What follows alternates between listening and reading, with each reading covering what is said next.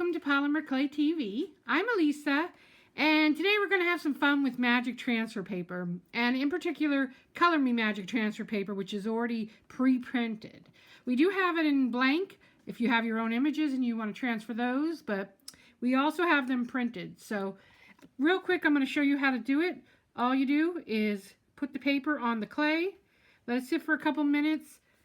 You'll see it start to get the oils of the clay into the paper, and you're ready to just rinse it away and just wash it down like this.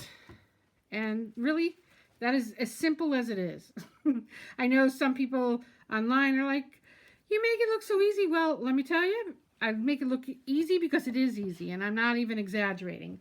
So obviously that's all you got to do, and then you want to obviously clean up all the water. But I want to show you, once you have your transfer, what you can do with it, because there's so many possibilities that, you know, I wanted to give you an idea.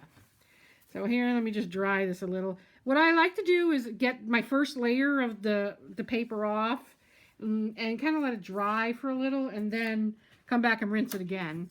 That way the ink has time to sit and I won't smear anything. I almost never smear it, which is nice. So let me pull this in here. This is actually one of TJ Floyd's designs here. And I had some scrap clay laying around and just transferred it right on to the scrap clay. So that's all there is to it. I did the same technique I just did right there, but transferred it onto scrap clay. So on the butterfly, I wanted something to pop a little more, and rather than just, you know, the scrap clay. So I thought, well, okay, let's add some pan pastels. And so all you do is you take a little makeup brush or a regular brush, and you can just shade it, or, you know, do whatever you want with it to just give it extra color and pop. And, you know, this is scrap clay, and look how cool it looks. So that's an idea. You can use pan pastels, and pan pastels come in a zillion colors. And I did these on the white clay here. Let me pull those over. These are on white clay, and I used alcohol inks to paint those. So when you're using alcohol inks, you want to make sure to use a cheapy brush. You don't want to use your good brushes because it does stain and you're not going to get it clean.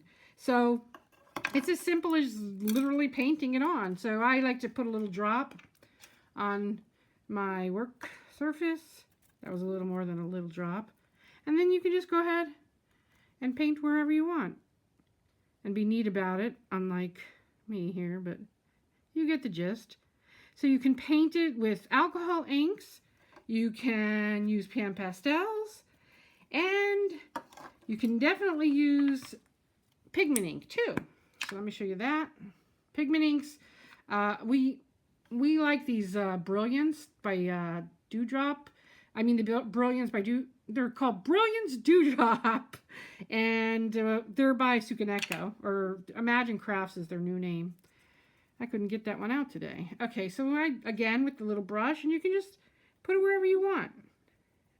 And then you get a really neat, you can't really see it on that one, but I put it on this butterfly here. Let me move that over. This butterfly right here has the blue on it, so you could really see that because it's like a shimmery metallic color.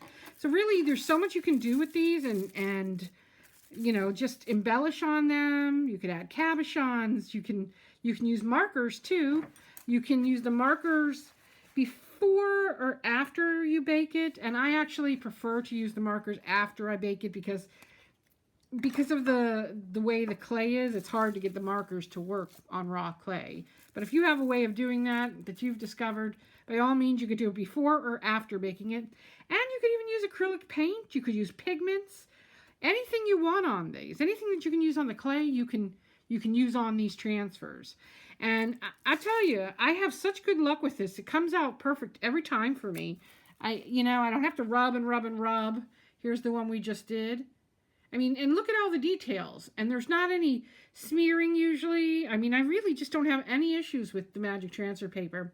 And so that's why I wanted to show you guys today. There was some talk online about doing it with just like an inkjet or whatever. I've never had luck with any of those techniques. But the magic transfer paper consistently makes beautiful designs. So I hope you'll give it a try. And I will see you next time. Thanks for joining me. Bye-bye.